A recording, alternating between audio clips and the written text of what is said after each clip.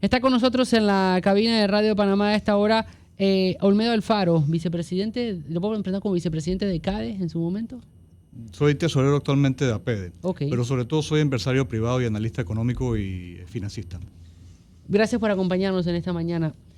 Olmedo, quiero empezar a entender un poco más. La semana pasada hacíamos la introducción de cómo lo que estaba pasando en el mundo afectaba en algún momento a Panamá. Hablamos de petróleo, hablamos de intereses.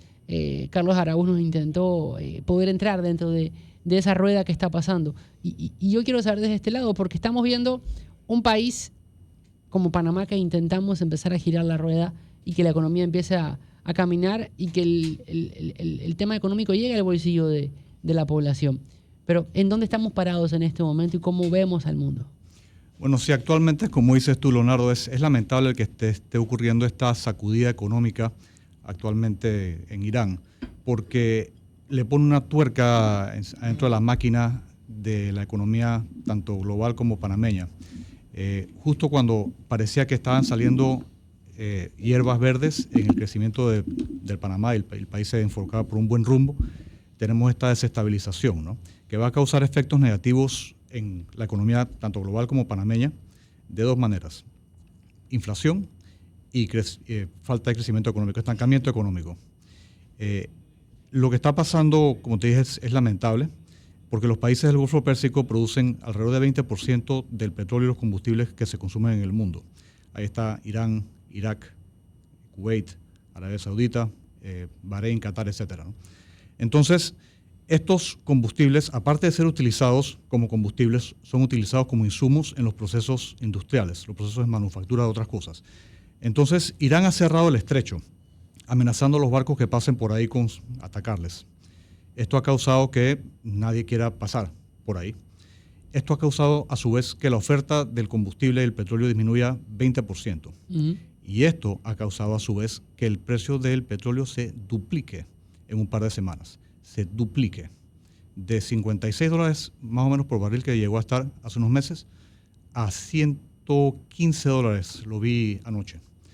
Esto, como te dije, va a tener dos efectos negativos: inflación y estancamiento económico. Inflación, ¿de qué manera?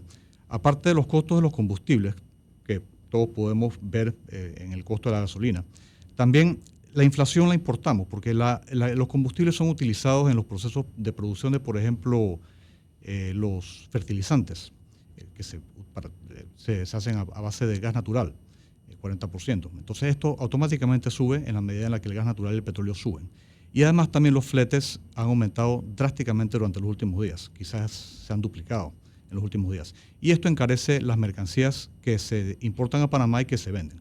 Por ende, esto va a afectar a los bolsillos de los panameños a partir de hace 3 días. Cuando se dio el aumento de la gasolina por la invasión de Rusia a Ucrania, el aumento del petróleo, tras esos días que tuvimos de manifestaciones, hubo un acuerdo en donde el entonces gobierno de Cortizo decidió ponerle un subsidio a la gasolina, al precio de la gasolina al consumidor final, un tope.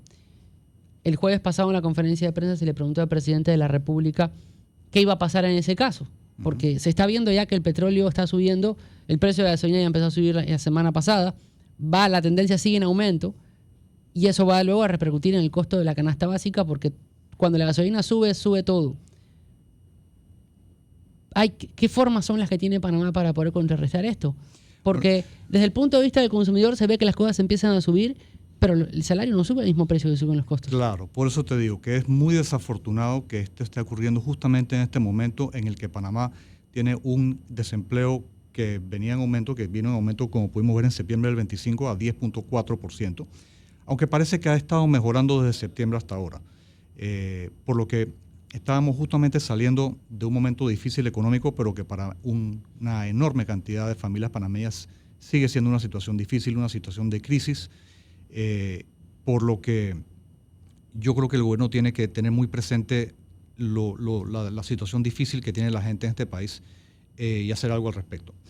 Como tú dijiste, y el ejemplo es muy bueno, te digo, que cuando ocurrió la guerra en Ucrania, el precio del petróleo aumentó también a más o menos $120 por barril y se mantuvo ahí por un tiempo.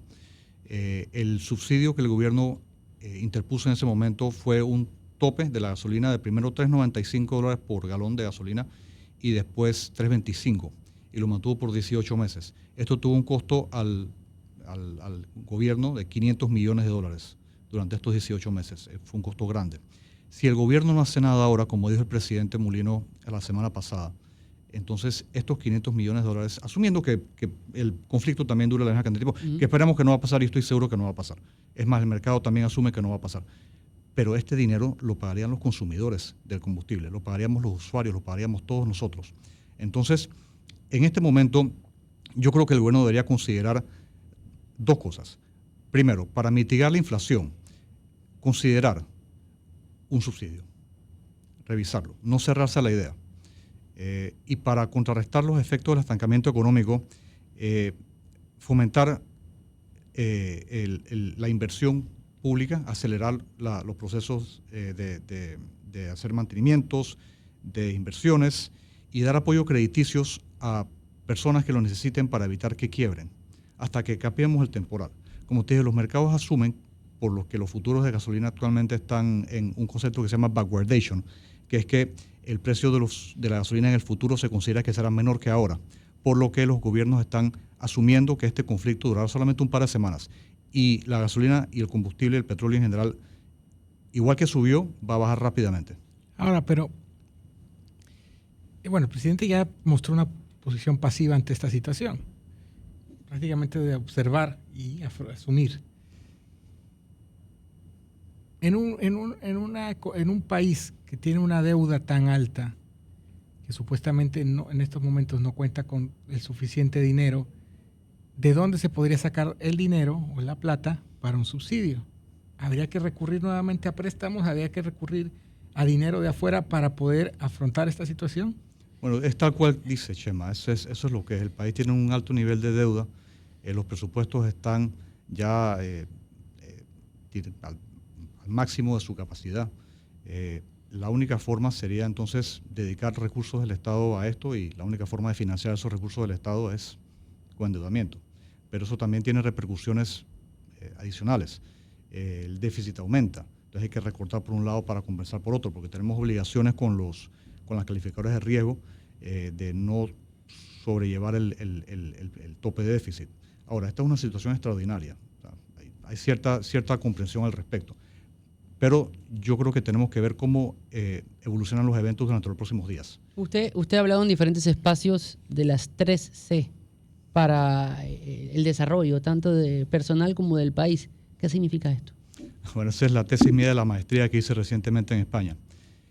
Las 3Cs son la creación de capacidades humanas entre la gente, la creación de un clima de inversión. El clima de inversión crea los empleos, atrae inversiones, y las capacidades humanas permiten a la gente aprovechar los empleos creados. Y la tercera C es todo lo que no es economía, es todo lo que no es salarios, empleos, es calidad de vida.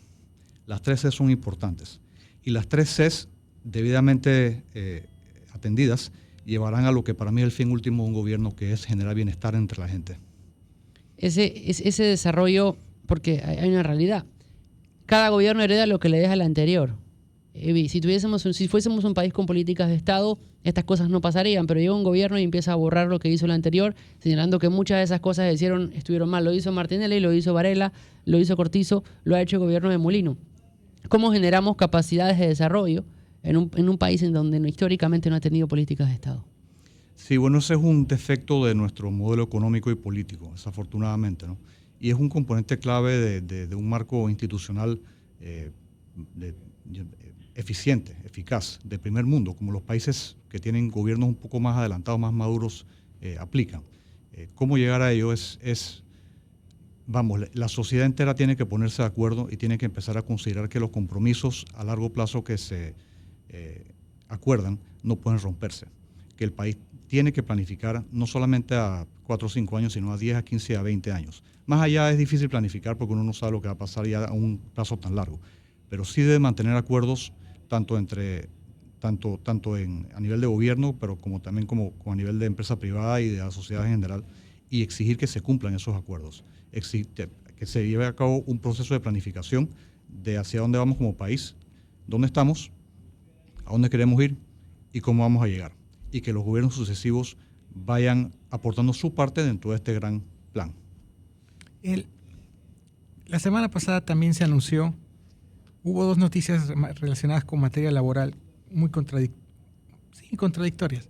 Se anuncian 27,000 contratos nuevos y ese es el enfoque que le da el gobierno, y sin embargo también se anuncia que el desempleo está por el 10.4, que es el porcentaje más alto en los últimos 20 años. Uh-huh. ¿Pueden convivir esas dos realidades? Sí, porque tengo aquí el árbol del empleo, porque es algo que es muy complejo y cuesta entenderlo, porque si tú dices, bueno, se crean empleos, pero por otro lado también se destruyen los empleos, al final lo que importa es la tasa de desempleo. Ese es el factor clave en todo el informe de mercado laboral que salió la semana pasada. El desempleo aumentó a 10.4%. Y es un problema serio porque solamente el que ha sido desempleado o el que ha tenido a su pareja desempleada sabe lo que se siente. Es algo que es sumamente disruptivo para la economía familiar, es algo que es sumamente preocupante, sumamente estresante, por lo que hay que tener empatía hacia las personas que están desempleadas. El desempleo no puede ser solamente 10.4, 10.5, 10.3. Son 220,000 personas que están sin trabajo en este momento en Panamá y tienen que atenderse. Y no solamente el 10.4, sino los jóvenes tienen un desempleo de 24%. El desempleo sobre todo es mujeres. Y el desempleo en el rural ha aumentado porque la cantidad de empleos generados en el área rural ha aumentado. Entonces, los empleos no se están creando donde está viviendo la gente. Entonces, eso es algo que sí el gobierno debe tener muy presente. Hay cosas que puede hacer, hay cosas que debe hacer, porque no podemos permitir que una sociedad como esta, en un país que tiene tanto potencial, haya un nivel de desempleo de doble dígito. Entonces podemos decir, si lo que importa es el nivel de desempleo, podemos decir que esta primera noticia de los 27,000 contratos es como un placebo, es una manera de manipular la opinión pública. Bueno, es que todo esto depende de cómo se interprete, ¿no? Obviamente, cómo se comente, qué diga el informe, etcétera, etcétera. Como te digo, es un informe sumamente complejo que tiene múltiples aspectos, pero que puede ser, dependiendo de cómo es interpretado, puede prestarse para confusiones. Entonces, lo que te digo, lo más importante es tener presente el número de desempleo, que aumentó de 9.3 a 10.4% en un año. Lo otro, usted comentaba, hay que acelerar los trabajos de reparación, los trabajos de construcción, ese tipo de inversión. ¿En qué momento Panamá va a dejar de depender de la construcción como ese salvavidas en momentos de crisis? Porque llegará un momento en que quizás no sea tan necesario seguir construyendo al ritmo que se ha construido en otras etapas. Precisamente. Desafortunadamente, la economía panameña y el empleo en general realmente mejora cuando hay procesos de construcción, cuando hay proyectos sobre todo de infraestructura, pero también residenciales y comerciales. Entonces, ¿cómo podemos dejar de depender de la construcción como motor fundamental de la economía? Vimos claramente eso que tú estás diciendo en los gobiernos de Martín y de Martinelli, que había una gran cantidad de proyectos de construcción, no solamente el canal, sino el metro y la cinta costera y los proyectos de saneamiento y muchos otros más. Por eso había empleo y por eso había crecimiento. Pero se acabaron los proyectos, llegó el gobierno de Varela y entonces el país entró en un estancamiento económico. Entonces, para que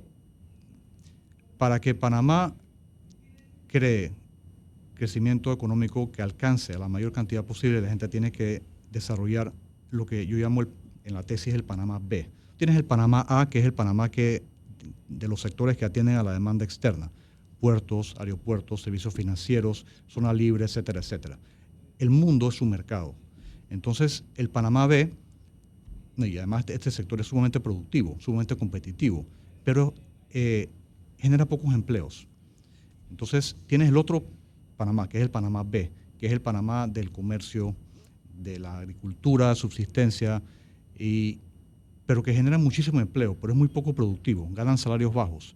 Entonces, ahí es donde trabajan la mayoría de los panameños. Entonces, ese es el sector que Panamá tiene que encontrar la forma, yo digo Panamá, yo no digo el gobierno, sino la sociedad. Tiene que encontrar la manera de hacerlo más productivo y de que crezca, de hacerlo más competitivo, de conseguir que exporte su producción al extranjero.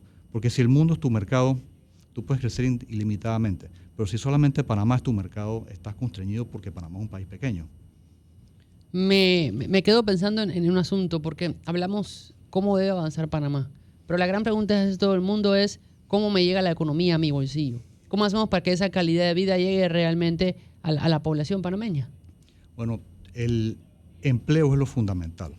Un empleo, no solamente un empleo bien pagado es fundamental.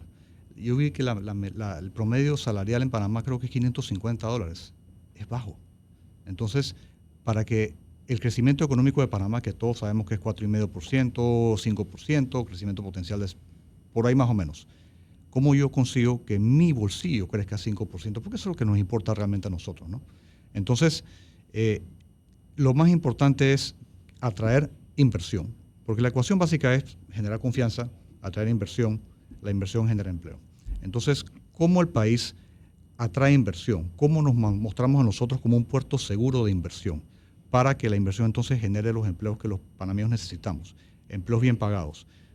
Pues puede que se generen los empleos, pero si la gente no está educada, entonces no puede ser empleada en estos empleos, entonces hay que traer mano de obra de afuera. O no se hacen los negocios del todo. Entonces, es una combinación de dos cosas. Las dos primeras sedes de las que hablé, que tú citaste, Leonardo, gracias. Capacidades humanas y clima de inversión. Tenemos que dar seguridad, tenemos que crear un entorno en el que los inversionistas se sientan seguros de que van a tener un buen retorno sobre su inversión, un retorno alto, un retorno seguro.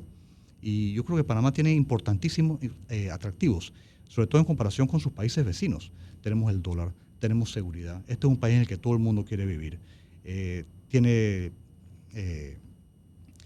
un sinnúmero de atractivos adicionales. Sobre todo si lo comparas con Costa Rica, y ya no digo más arriba en Centroamérica, pero tenemos competencia que no teníamos antes. Por ejemplo, El Salvador está haciendo las cosas muy bien, República Dominicana también.